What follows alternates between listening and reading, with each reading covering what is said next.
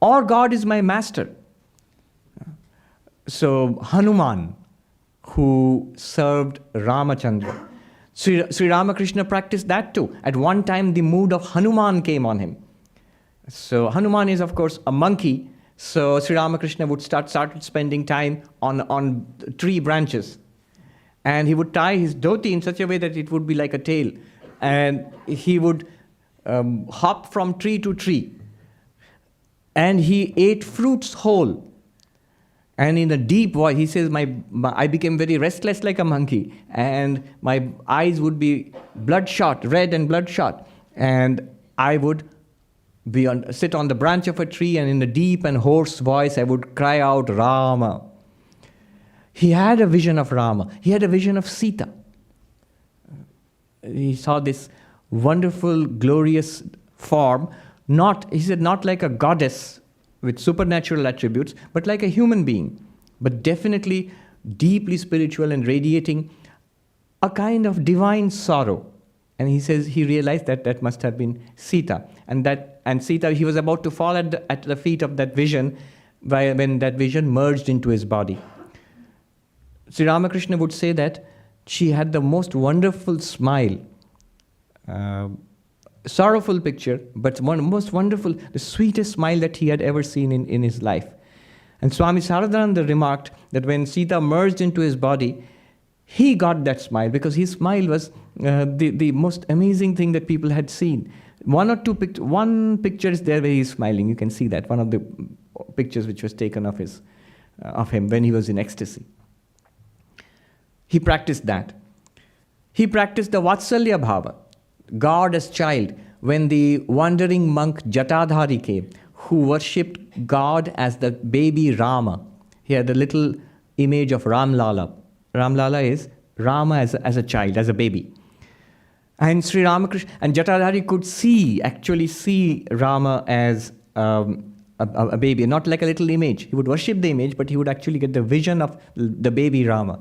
And Sri Ramakrishna also could get the vision of baby Rama. In fact, when Jatadhari, the monk, came to and stayed with Sri Ramakrishna in Dakshineshwar, the child Rama began to spend time with Ramakrishna and refused to go to Jatadhari.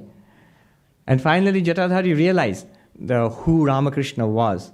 And he gave that image, his most precious possession in the world, that little image of the child Rama, he gave it to Ramakrishna. He said, from now on, the child Rama told me that he wants to stay with you. So it will be with you. And that image was with Ramakrishna until about just over 100 years ago. It was in the temple of Dakshineshwar. Many people have seen it. But about 100 years ago, it was stolen. It was stolen. So he practiced that attitude also, that I am the parent and God is my child. The other attitude of God is my lover, like Radha and Krishna. Sri Ramakrishna also practiced that. At that time, he wanted to dress up as a woman. And Mathur Babu provided him with a beautiful sari and a wig and jewels. And Sri Ramakrishna got absorbed in the wild yearning of the gopis for Krishna. He prayed to Radha that as an intermediary, that I may have the vision of Krishna. He had a vision of Radha, he had a vision of Krishna. So that was another period in his life. Mathur Babu understood. Many others did not. So it was again another kind of, he's crazy. He's dressing up as a woman. And he was so convincing that even women couldn't recognize that he's a man. So at this time, the second great teacher came into his life, a completely different kind of teacher. So this was Totapuri, who was a monk in Adi Shankara's monastic lineage. In Adi Shankara's monastic lineage of the non-dual Vedanta, Advaita Vedanta. They are monks. They have about 10 orders. There are 10 orders of monks, like Saraswati and Puri and Giri and Bharati and Tirtha, and so on. Chaitanya Mahaprabhu's guru, Ishwar Puri. So Puri. Totapuri belonged to that lineage. And in fact, because of that, we as monks of the Ramakrishna order, we all belong to the Puri lineage. Totapuri, Ramakrishna Puri. So if you want to tell the whole full name, so it should be Vivekananda Puri. It should be Sarvapriyananda Puri. I have earlier told you the funny story of how in the Himalayas, we normally don't write the whole name, but in the Himalayas, once I met this Naga sannyasi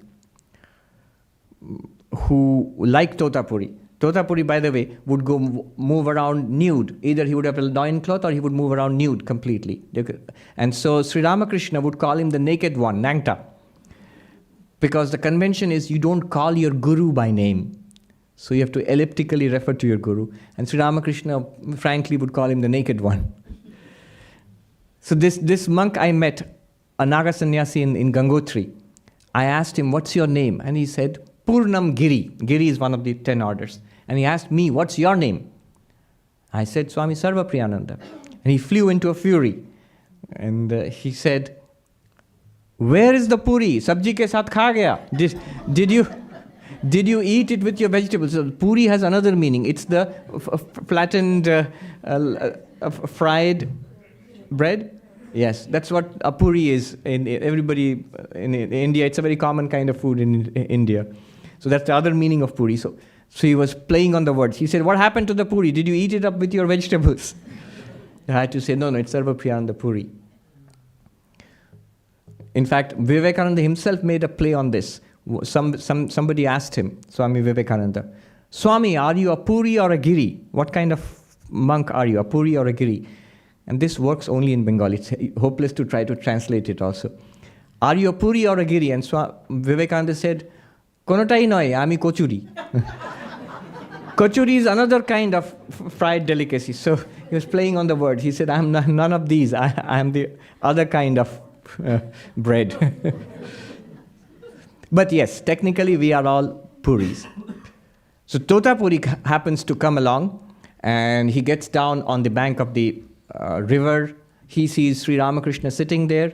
Immediately he recognized Sri Ramakrishna as not as an avatar. He didn't believe in these things.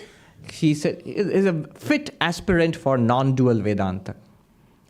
So he comes and tells Ramakrishna, do you want to learn Vedanta, non-dual Vedanta, Advaita Vedanta?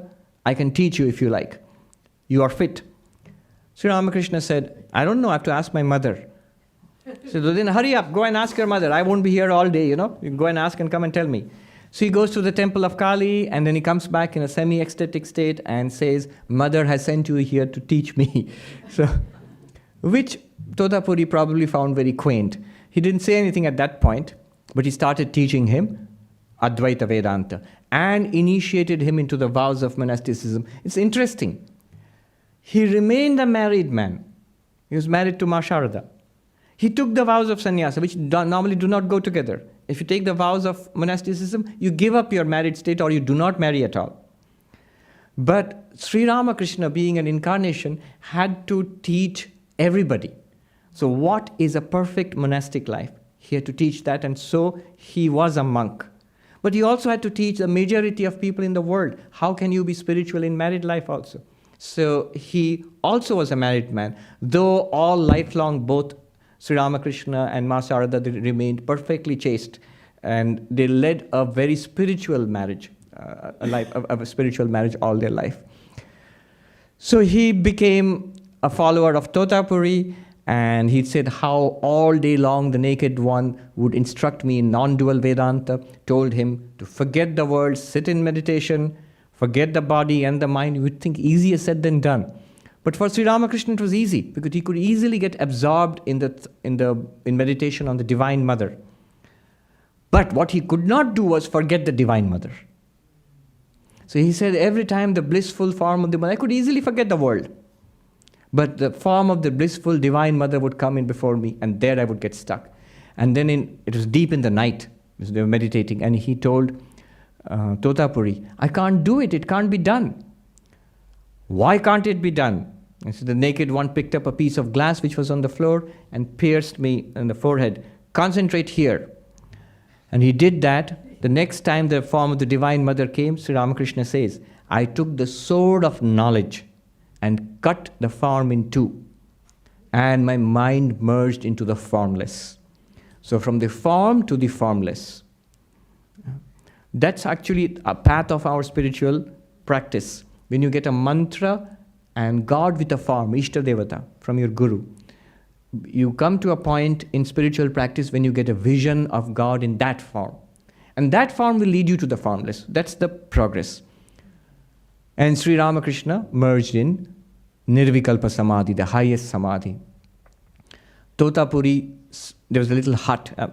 It's still there. It's now a permanent structure in Dakshineshwar. Totapuri went outside the hut. These sannyasis, even now, they light a holy fire called a dhuni, and they sit in front of that. In the Himalayas and forests, it's very useful to protect yourself against animals and against the cold. So he sat in front of the dhuni, waited for Sri Ramakrishna to come out of Samadhi. Whole night passed. The next day passed. And the next night. And the next day. And the next night. When Totapuri went back into the hut, he found Sri Ramakrishna completely merged, oblivious of the world, merged in Nirvikalpa Samadhi. And he marveled. That's something that took me 30 years of practice. Totapuri had been a monk from his childhood. 30 years of sincere, intense practice. And Sri Ramakrishna, this young man achieves it just like that. Totapuri began to realize he's not an ordinary person. He chanted the name of God powerfully, and Sri Ramakrishna came back to normal awareness. Totapuri embraced him in great joy, and they began to spend time together. Bhairavi Brahmani was still around. She didn't like it one bit. She told Totapuri, she told Sri Ramakrishna, don't mix too much with that monk. He is dry. He has no devotion. And your devotion will suffer because if you mix him. Sri Ramakrishna, of course, didn't pay the least heed to her. And there were interesting incidents. Sri Ramakrishna had this habit in the evening, when the sun would set, he would say that when it gets dark, so that you cannot count the individual hairs on your hand, that's the time to start taking the name of God. So he would clap his hands and take the name of Krishna, Kali, Rama. Once Totapuri was talking about non-dual Vedanta, that Brahman alone is real, the world is an appearance, and suddenly Ramakrishna starts clapping, Rama, Rama, Krishna, Krishna, Kali, Kali. And Totapuri said to him, Kya roti thokte ho? Are you preparing chapatis, roti? In the villages, even now, in northern India, they prepare the bread over a piece of, over fire in the evenings. And they will do it this way. So Sri Ramakrishna was clapping and taking the name of God, and Totapuri said, are you making rotis? Or what are you doing? Sri Ramakrishna said, I'm taking the name of God, and you're saying I'm making rotis. Totapuri tried to pull Ramakrishna out of his devotion to the Divine Mother. See, this Maya, it's to be dismissed. Why are you worshipping the power of God as Mahamaya, as Kali? Brahman is the ultimate reality. Maya is an appearance. Forget it. As he was saying this, they were sitting together in front of the fire. The watchman of the temple came. He wanted to smoke. So he wanted some fire. And he saw these two people sitting there, and there was a fire. He wanted to take a piece of charcoal from there to light his pipe, maybe. And Totapuri flew into a rage because it's a holy fire, sacred fire. You can't go and light your cigarette there. He had these fire tongs, He wanted to beat the watchman. And he was a very powerful, huge man, well built. And naked to boot. So he stood up and was about to chase the watchman. The watchman fled in terror. Sri Ramakrishna burst out laughing. He was rolling on the ground in laughter. Totapuri said, you are laughing? That man was insolent. So, yes, but just now weren't you telling me that the world of appearances is Maya, it's nothing, all is Brahman? You said all is Brahman, and now you're ready to beat Brahman with your... Totapuri, he was fearless. He would sit and meditate all night long. Sri Ramakrishna asked him, you're an enlightened being. Why do you meditate so much? And Totapuri had a brass pot, a water pot. Most wandering monks do. So he said, see this pot. It shines because I polish it every day. If I don't polish it, it'll lose its glitter. It'll still be brass, but lose its glitter. You're enlightened. But if you do not immerse yourself in the realization, in that awareness, every day the world begins to affect you. That's why you must, like polishing the mind, keeping it immersed in the thought of God, in the awareness of Brahman.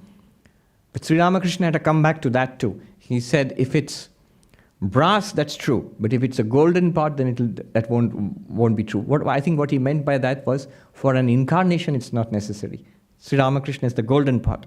The rest of us, we are brass pots.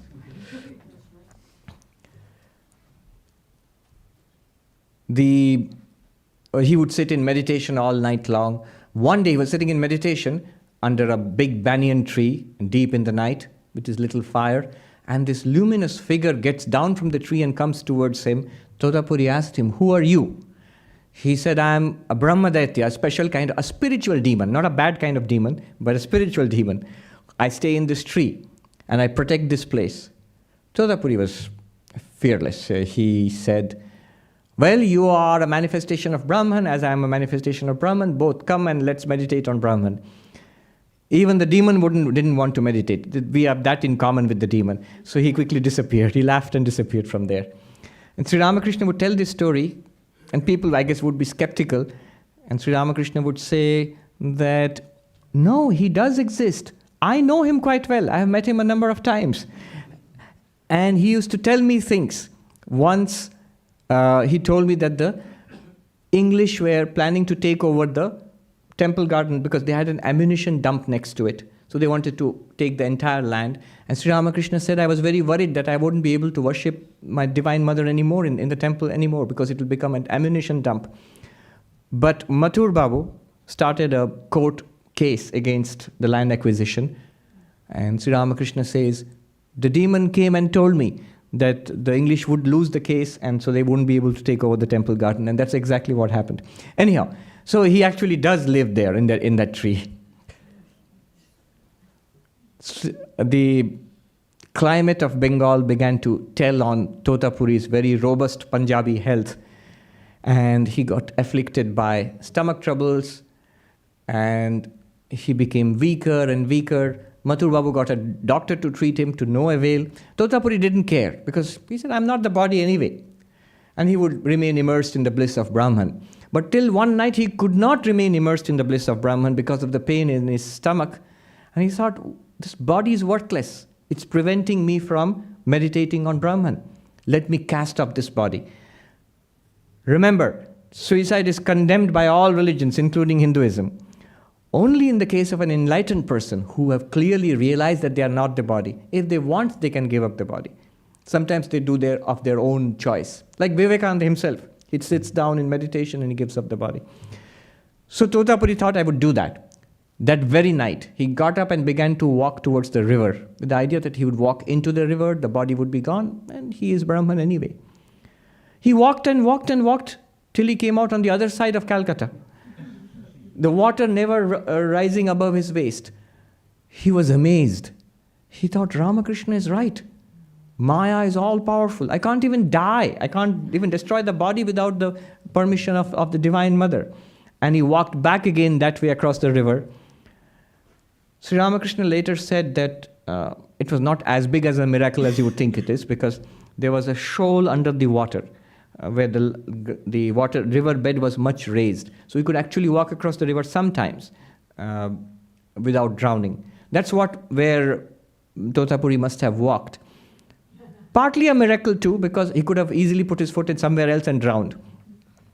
Next day in the morning, Totapuri went with Ramakrishna for the first time into the temple of Kali and bowed down there. He came out, he told Ramakrishna, I know who you are, and let me go. Let me go. You have kept me here. He recognized that there's this divine power in Ramakrishna. He's not an ordinary student of Vedanta. Totapuri's practice was, there's a saying among the monks in India, Ramta sadhu behta pani. Behta pani means flowing water. Water which flows is pure, it's not stagnant. And the monk who wanders is pure. Because if you settle down in a place too long, then you get attached to the people and the place and things and so on. So Totapuri's rule was he would stay no more than 3 nights in every place. He stayed for 11 months in Dakshineshwar. So then he finally left, and he never returned again afterwards. If I go on with the story of Ramakrishna, it's going to take a couple of hours more.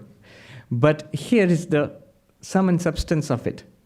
This phenomenon was again and again recognized, that Avatara, whether it's Mathur Babu, whether it is Bhairavi Brahmani, the great scholars Vaishnava Charan and Gauri Pandit, even Totapuri, who dismissed all of this, noticed that there was something extraordinary in this young priest. Many others. Afterwards, he practiced other forms. He practiced a form of mystical Islam, a Sufi Islam, he practiced that.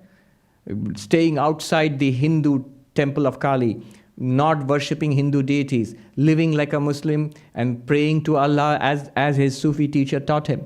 He practiced a form of Christian mysticism and had the vision of Christ. Finally, he had a vision. Finally, the final act was he worshipped the Holy Mother, Ma Sharada. On the spring worship of Kali, at night, he called her into his room in Dakshineshwar, and with all the paraphernalia of the worship of Kali, he worshipped his own wife as the Mother Kali and offered the results of all his practices at her feet, including his rosary at her feet. That was the culmination of his spiritual practices. He had a vision of the Divine Mother, a voice which told him, stay in Bhava Mukha. This Bhava Mukha is an interesting concept. It's a kind of borderline. On one side is the transcendent Brahman, beyond name, beyond form, where the world disappears, where you have no sense of ego. You become one with the universe. On this side is the manifestation of this world. In the borderline is the cosmic ego. God saying, I'm manifesting as all of this. So that's a kind of way to understand where Sri Ramakrishna was for the rest of his life. On one side, he saw the transcendent. On the other side, he saw the immanent. His teachings to his students, to the many seekers who would come from now onwards, and many of them recognized him as an incarnation of God. His teachings would be, there's a golden thread which runs through his teachings. He would say the eternal Nitya and the immanent Leela, the divine play, both are true. His teaching to Totapuri, that not only is the Nirguna Brahman true, but this world, the play of Maya, Kali is also true. Don't take one and dismiss the other. His teaching about Jnana and Vijnana, knowledge and going beyond knowledge also.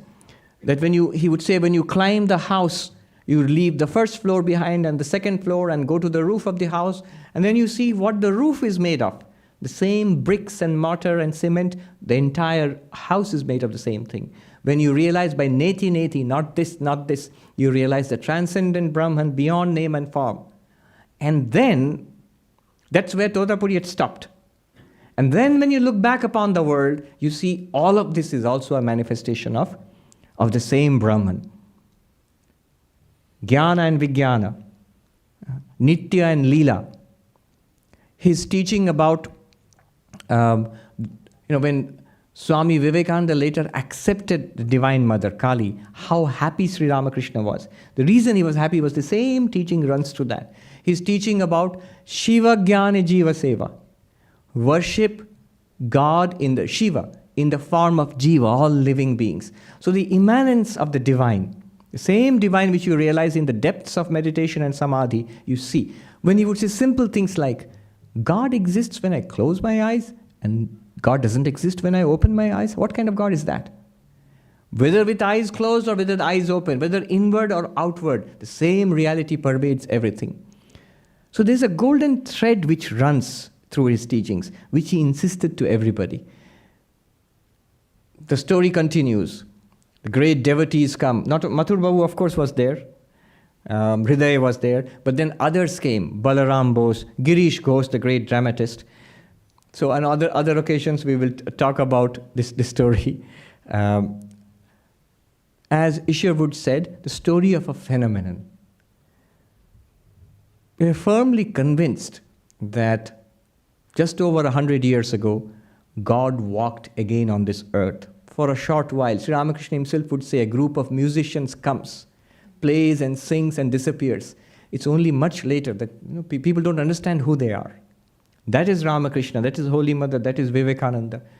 And from there has come forth an ocean, a river, a raging river of spirituality, which from that little temple garden of Dakshineshwar on the banks of the river Ganges in colonial India, from there has spread this river of spirituality.